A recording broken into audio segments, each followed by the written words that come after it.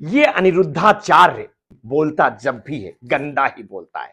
समाज की सबसे बड़ी त्रासदी ये नहीं कि कोई एक आदमी गलती करता है, बल्कि यह है कि उसका शब्द लाखों पर असर डालता है और वो अपनी लोकप्रियता के नशे में ये भूल जाता है कि वाणी का भी एक धर्म होता है। जनता की आस्था जिस व्यक्ति को आसमान तक उठाती है, वही व्यक्ति जब उस आस्था को चोट पहुंचाता है तो समाज के भीतर एक गहरी बेचैनी पनपती है। आज का दौर ऐसा है जहां एक बयान सिर्फ बयान नहीं रहता, वो आग बनकर फैलता है, सवाल बनकर खड़ा होता है और कई बार अदालत की दहलीज तक पहुंच जाता है। और यही कहानी है वृंदावन के चर्चित कथावाचक अनिरुद्धाचार्य की, जिनके शब्दों ने उस मर्यादा को लांघ दिया जो एक आध्यात्मिक मंच का मूल मंत्र होता है। वृंदावन की पवित्र भूमि पर जहां हर भक्ति के स्वरों की गूंज उठती है, जहां कथा सिर्फ कथा नहीं बल्कि जीवन का मार्गदर्शन मानी जाती है, वहीं उसी भूमि पर बोले गए कुछ अपमानजनक शब्द अब एक विवाद का केंद्र बन चुके हैं। अक्टूबर माह में सोशल मीडिया पर वायरल हुए उस वीडियो ने माहौल में एक अजीब सी खामोशी भी खोली और गुस्सा भी। वीडियो में अनिरुद्धाचार्य कहते सुने गए, आजकल की बेटियों की शादी 25 वर्ष में होती है, तब तक वे कई जगह मुंह मार चुकी होती है।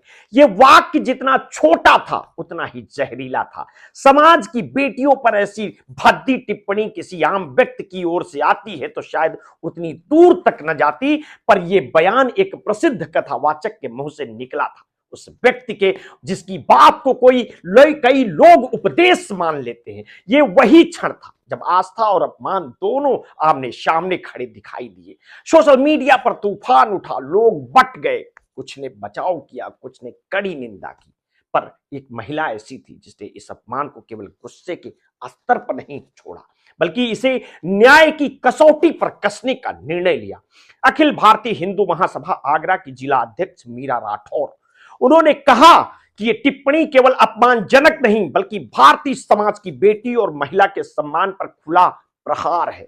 उन्होंने वृंदावन कोतवाली में तहरीर दी, लेकिन पुलिस ने मामला दर्ज नहीं किया। यही वो क्षण था जहां एक आम नागरिक कानून के सामने खुद को असहाय समझ सकता है। लेकिन मीरा राठौर ने हार नहीं मानी। पुलिस की चुप्पी से निराश होकर उन्होंने सीधा मथुरा की सीजीएम कोर्ट की ओर रुख किया।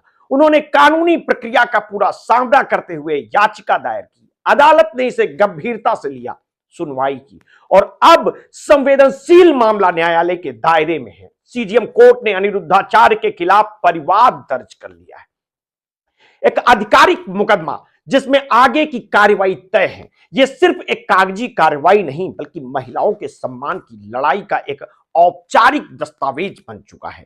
अदालत ने अगली तारीख 1 जनवरी तय कर दी है, जिस दिन मीरा राठौर के बयान दर्ज होंगे और यही वो पल है जहां से इस मामले की दिशा बदल सकती है। यानी कि अब मामला केवल वायरल वीडियो या सोशल मीडिया की बहस नहीं रहा, यह कानून की कसौटी पर कसने वाला मुकदमा बन चुका है।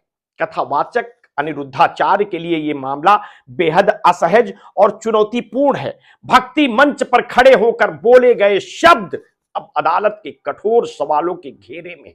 उनके समर्थक भले कह रहे हो कि यह गलतफहमी या भाववेश में बोला गया वाक्य था, लेकिन शिकायतकर्ता का दावा है कि यह भाववेश नहीं बल्कि महिलाओं के प्रति गहरी जड़ वाली असंवेदनशील मानसिकता का परिणाम था। और जब ऐसी मानसिकता ऐसे व्यक्ति के शब्दों में प्रकट होती है जिसका प्रभाव लाखों श्रोताओं पर है, तब उसका दायरा केवल एक निजी गलती का नहीं रहता, वो सामूहिक नुकसान बन जाता है। मीरा राठौर की याचिका में यह भी लिखा गया है कि कथावाचक की टिप्पणी ने समाज की हर बेटी को चोट पहुंचाई है। ऐसे शब्द न केवल महिलाओं के सम्मान को धूमिल करते हैं बल्कि यह भी दर्शाते हैं कि बेटियों को लेकर समाज में अभी भी कैसी कैसी सोच जीवित है। शिकायतकर्ता के वकील मनीष गुप्ता कहते हैं कि परिवाद दर्ज होना एक बड़ी सफलता है, क्योंकि इससे यह संदेश जाता है कि किसी भी मंच से महिलाओं के सम्मान को ठेस पहुंचाने वाले शब्द धार्मिक या कथात्मक आड़ में नहीं छिप सकते।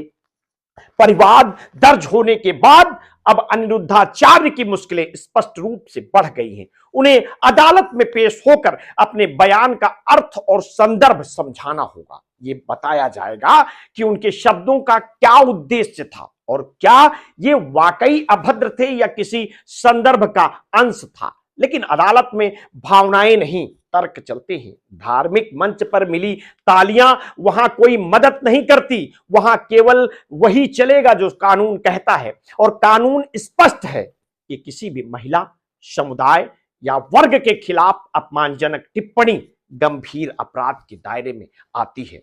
इस कहानी का सबसे बड़ा पक्ष यह भी है कि समाज आज जाग रहा है। बेटियां अब चुप नहीं हैं, महिलाएं अब पीछे हटने को तैयार नहीं हैं। और यह मुकदमा केवल अनिरुद्धाचार्य बनाम मीरा राठौर नहीं, बल्कि एक व्यापक संघर्ष है। सम्मान बनाम असंवेदनशीलता का, आस्था बनाम गलत बयानबाजी का, समाज की नैतिकता बनाम व्यक्तिगत लोकप्रियता का। अनिरुद्धाचार्य के समर्थक उन्हें भक्तों का प्यारा गुरु बताते हैं, पर विरोधी कहते हैं कि आस्था की डोर इतनी ढीली नहीं हो सकती कि कोई भी व्यक्ति महिलाओं पर इस स्तर की टिप्पणी, भद्दी टिप्पणी कर दे, और वो भी कथा के मंच पर खड़ा होकर। ये मंच केवल ज्ञान और धर्म का स्थान नहीं होता, ये सामाजिक मूल्यों को मजबूत करने का जरिया भी होता है। और जब वहां से ऐसा बयान निकलता है जो किसी भी बेटी को अपमानित कर सकता है, तो समाज का भरोसा टूटता है। इस पूरी घटना ने एक बड़ा सवाल खड़ा किया है। क्या धार्मिक मंचों पर बोलने वाले लोग ये मान बैठे हैं कि उनका हर शब्द अंतिम सत्य है? क्या वे आस्था मिलने के बाद अपने शब्दों की जिम्मेदारी भूल जाते हैं, या फिर ये लोकप्रियता का अहंकार है जो उन्हें यह सोचने पर मजबूर करता है कि वे जो चाहें जब चाहें बोल सकते हैं, उन्हें स्वतंत्रता है और समाज उसे सह लेगा, सुन लेगा। कहानी का दूसरा पहलू यह भी है कि अदालत का दरवाजा खटखटाने का साहस हर कोई नहीं कर पाता है, लेकिन मीरा राठौर ने यह कदम इसलिए उठाया है क्योंकि वो एक बेटी है, एक महिला है और समाज की हर बेटी के सम्मान को अपना सम्मान मानती है। उन्होंने एक उदाहरण पेश किया है कि अगर कोई व्यक्ति सार्वजनिक मंच से बेटियों पर अभद्र टिप्पणी करता है तो उसका सामाजिक कद चाहे जो भी हो, उसे कानून का सामना करना ही पड़ेगा। अब सारी निगाहें 1 जनवरी पर टिकी हुई है, जब अदालत औपचारिक रूप से शिकायतकर्ता का बयान दर्ज करेगी। उसके बाद यह तय होगा कि इस मामले में आगे की धाराएं कौन कौन सी लगेंगी, कौन कौन सी जुड़ेंगी और यह मुकदमा किस दिशा में आगे बढ़ेगा। लेकिन एक बात तो साफ है, यह मामला केवल एक कथावाचक के बयान का मामला नहीं रह गया, यह समाज की सोच बदलने की लड़ाई का हिस्सा बन चुका है।